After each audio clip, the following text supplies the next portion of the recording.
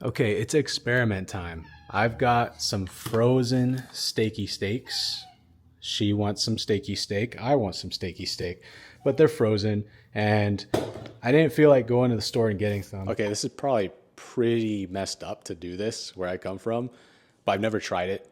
And I actually just used Google and ChatGPT to see like what happens when you put a frozen piece of steak into a smoker and then finish it on a cast iron skillet. Well, it says it's actually pretty good.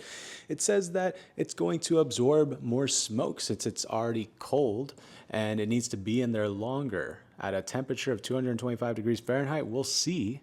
I don't know. I've never done this before. Maybe some other YouTubers have. Maybe my buddy Maximic guy has. Maybe Guga has. I don't know. Those guys are steak guys. They do it all the time. Maybe they've done a frozen steak because they've done so many steak videos. Maybe I should watch it. But I'm not going to do that because I want the mystery right now. I want to try it myself. We'll see how it goes.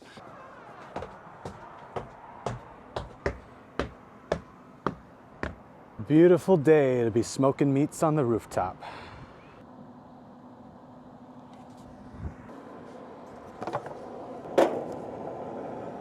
I can't put a thermometer in it to make sure it's a good temp because it's frozen solid, unless I wanted to drill a hole in it, which I do not want to do to a steak.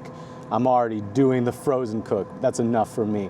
But yeah, I'll see how this goes. We'll check back in an hour to see where it's at. I think an hour is a good time to check. I think it might take 2 hours to fully get it to where I want it to be.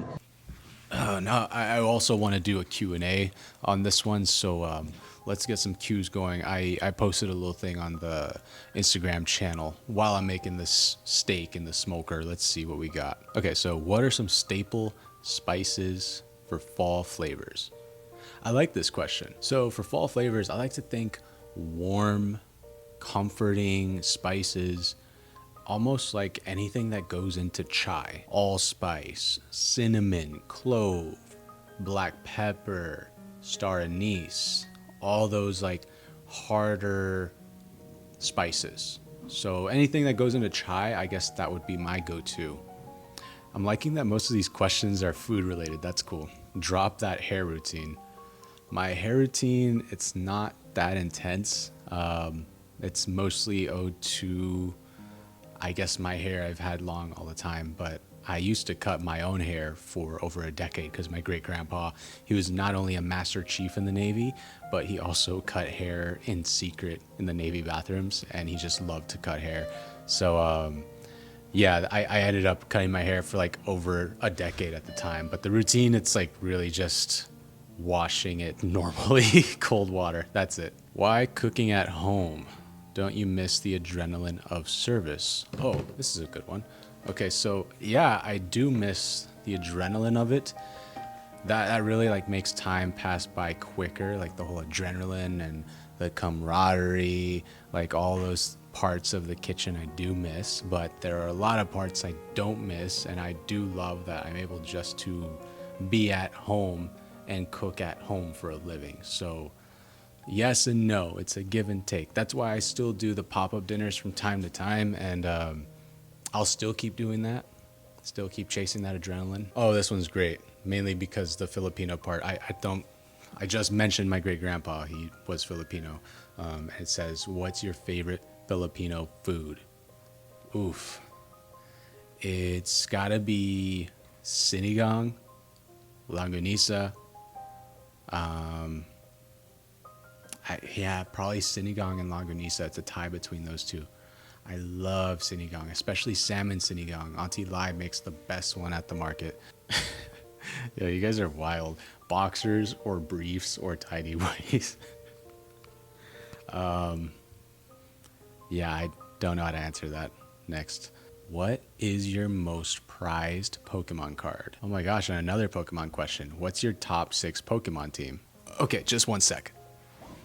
When people mention Pokemon cards, it gets serious around here. So this is probably half my collection.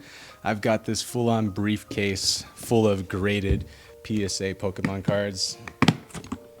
Okay, this one's not my full briefcase. I have another full briefcase, but let's see, my favorite card, that's Oh, that's tough. Let's see. So mainly I collect Pikachus because I love Pikachu.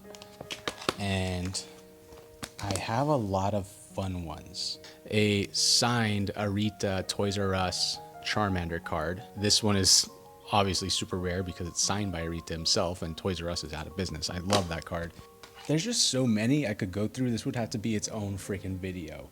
I'm not gonna get too nerdy and too dense in this so I don't lose the people that don't care about Pokemon, but let me just show this one new one that I just got. It's a Van Gogh Pikachu and it's a graded PSA 10, and I think there's only 5 of these in the entire world graded PSA 10 in the cello pack, so really cool.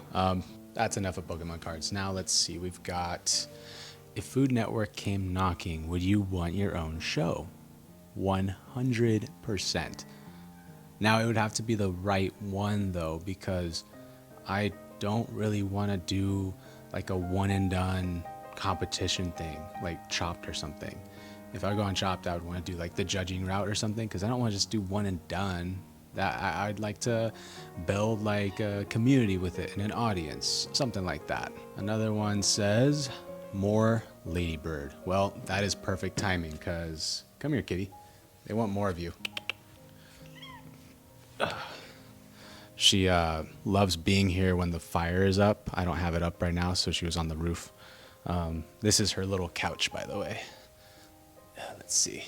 Here's her little couch. She loves going on this little couch lately. You want to say hi, lady? Where are you going? She's a good kitty. She has been with me for 10 years. She just turned 10 years old in March. And I named her after Lady Bird Lake because I used to live in Austin, Texas when I went to culinary school, and I used to go kayaking on Lady Bird Lake. I used to run on Lady Bird Lake, and I had good memories there. So, you know, I want her to be named after something positive. So I named her Lady Bird. Also, I'm a big King of the Hill fan too. Another one says, what is the oldest cookbook on your shelf? These are good questions. Also, this is very fitting because of where I'm sitting. The oldest cookbook, probably this Larousse Gastronomique.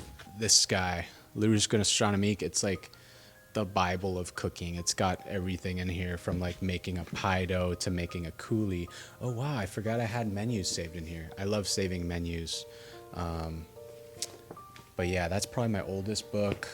But as far as the oldest one, like for me, like the first book I got, I don't know. And that concludes the Q&A portion. Okay, so it's been 1.5 hours. Let's see where we're at.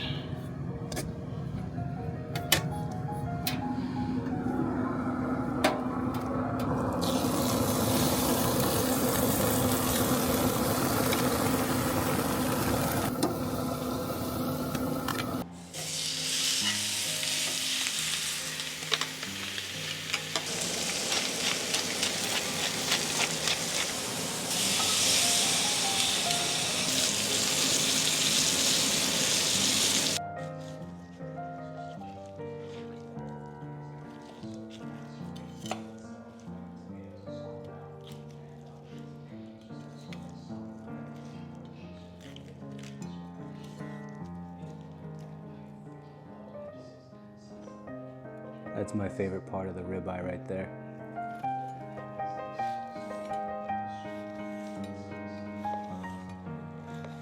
This basically has like a smoke ring, like a brisket.